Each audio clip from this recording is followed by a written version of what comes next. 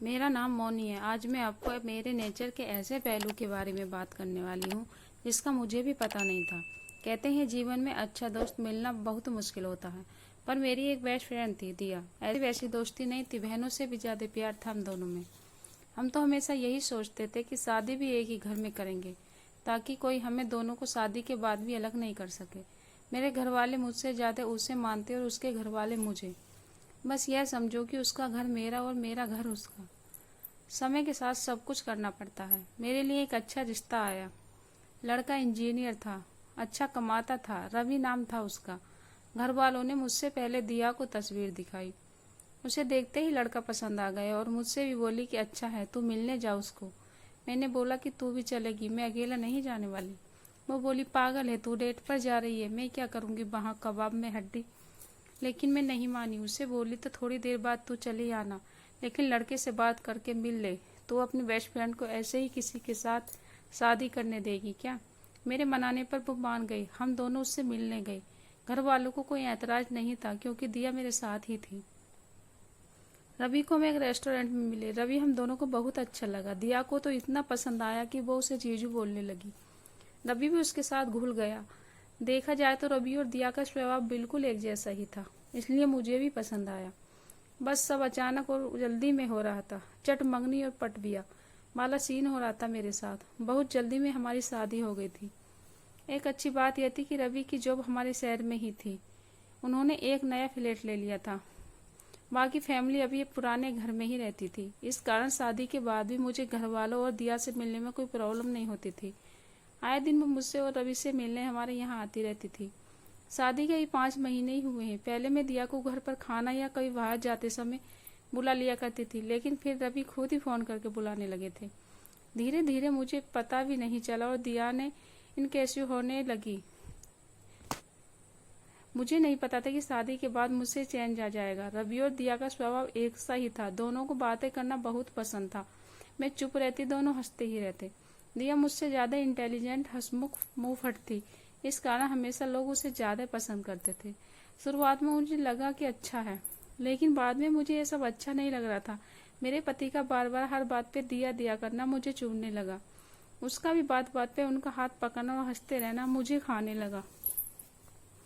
मैंने अपनी तरफ से अब दिया को बुलाना और उससे मिलना कम कर दिया। मैं कोशिश करती कुछ बहाने से कि वो अब घर ही न जाए। एक शाम अचानक ही वो और मेरे पति साथ में घर आए और बाहर डिनर का बोलने लगे। मैंने कहा कि मेरी तबीयत ठीक नहीं है। दिया बोली इसका हमेशा ऐसा ही रहता, बोरिंग घर में रहती है, इसके लिए कुछ पैक करा लेंगे, चलो जीजू हम दोनों चलते हैं। उन्होंने मेरी तबीयत भी नहीं पूछी और दिया के साथ बाहर डिनर पर चले गए। उस दिन मेरे कलेजे पर जैसे सांप लौट गया। मेरे साथ यह क्या हो रहा था मुझे नहीं पता। बस मैं इतना जानती थी कि मुझे ये सब अच्छा नहीं लग रहा था। रात जब वो घर आए तो मेरा पारा चढ़ा। वो तो आए ही, उनके साथ दिया भी आ गई। दोनों अंदर आए तो मेरा खाना टेबल पर रखते हैं। दिया कहती है कि अब मैं जाती हूँ। उसके यहाँ बोलते ही मेरे मुंह से इतना दिनों का दबाया हुआ गुस्सा फूटा और मैंने कहा क्यों जा रही हो, यहीं सो जाना हम दोनों के बीच में। दोनों की हंसी रुक गई। दिया को पता चला थी मैंने मजाक में नहीं बोला है। कुछ पल उनने मेरी तरफ देखा, फिर दरवाजा खोलकर चली गई। रवि मुझसे कहते हैं क्या तरीका है बात करने का। मैंने कहा आप ज्यादा चिंता मत करो, वो मेरी दोस्त है। आपको इतना बुरा क्यों लग रहा है? आप हम दोनों को एक साथ ही मिलने थे ना, आपको तो ज्यादा पसंद थी, उसी से शादी करना था, मुझसे क्यों की? रवि ने कहा कि तुम भी उसी सोच वाली लड़की निकली। तुम दोनों ने ही कहा था कि तुम्हें शादी के बाद में अकेला नहीं होना है। अरे पक्की दोस्त थी, तुम उसे साथ लाई थी, उसने कहा तब तुमने मुझसे शादी की। मैं चाहता था कि तुम खुश रहो, और अगर तुम्हें कुछ प्रॉब्लम थी तो मुझसे बात करती। अचानक ऐसे कुछ भी बोल रही हो? रवि ये बोलकर कमरे में चले गए। उस समय मैंने जो किया मुझे सही लगा, पर जो महसूस कर रही थी वो मैंने बोल दिया।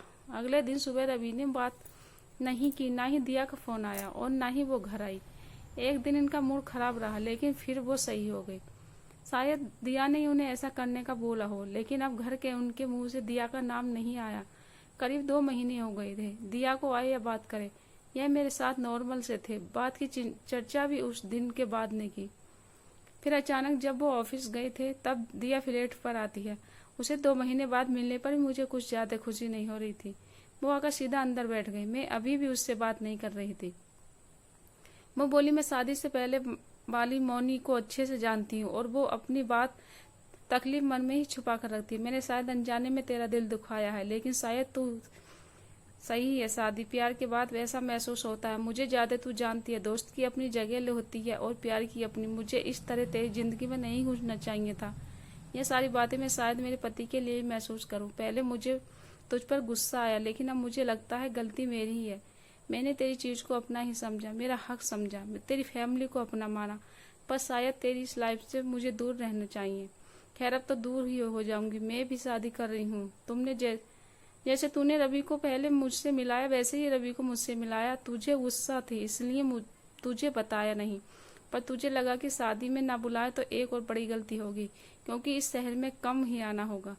उसकी बात खत्म होते ही मेरी आंखों में आंसू आ गए। वो सब कुछ जो मैं फील कर रही थी, पता नहीं कुछ ही सेकंड में कहाँ गायब हो गया। गले लगाए बिना उससे मैं नहीं रह पाई। उसको रोते हुए मैंने सॉरी कहा।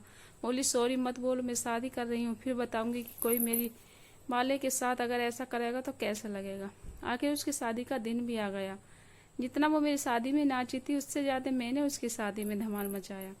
अभी भी हम अच्छे दोस्त हैं और हमारे पति बार बार, लेकिन अभी भी मुझे मजाक में ताना मारती रहती है। नहीं, मैं दोनों के बीच में नहीं सोऊंगी, चिंता मत कर। पर मैंने एक बात सीखी कि अगर दोस्त से कुछ प्रॉब्लम है तो उससे बात करो। अगर आपका सच्चा दोस्त होगा तो समझेगा। दोस्तों, आशा करती हूँ कहानी आप लोगों को पसंद आई हो। तो प्लीज़ वीडियो को लाइक शेयर कीजिए और हर रोज़ नई कहानी पढ़ने के लिए चैनल को सब्सक्राइब कीजिएगा। धन्यवाद।